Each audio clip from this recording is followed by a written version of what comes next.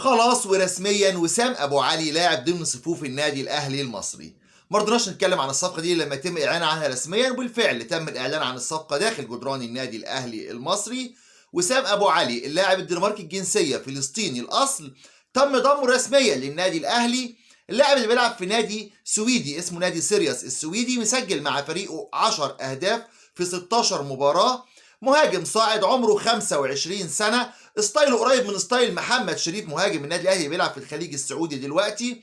لاعب بيجيد اللعب براسه وبيجيد اللعب بقدمينه، بيلعب برجله اليمين في الاساس، مهاجم كويس ومستقبل ان شاء الله للنادي الاهلي. وسام هيلعب في مصر كلاعب محلي، يعني مش هيأثر على عدد المحترفين بالنسبه للنادي الاهلي. احنا عارفين ان اللاعب الفلسطيني الجنسيه بيلعب في مصر كانه مواطن او كانه لاعب مصري، وبالتالي هو مش هيخسرنا كتير بالنسبه للقايمه بتاعه الفريق، لكن هيخسرنا بس الفلوس. بمعنى اللي لو نجحت فكره ضم وسام ابو علي ونجح انه يسد المركز اللي محتاجه مارسيل كولر وهو راس الحربه، هتكون مكسب كبير جدا للنادي الاهلي، خصوصا ان هو مش جايب فلوس كتير جدا زي ما احنا متخيلين. وسام قيمته السوقيه 1.5 مليون يورو، وجاي بما يقارب المبلغ ده او اكتر شويه، وعقده مع الاهلي هيستمر ل4 سنوات، فبالتالي هي صفقه كويسه جدا. نتمنى ان وسام ينجح في النادي الاهلي.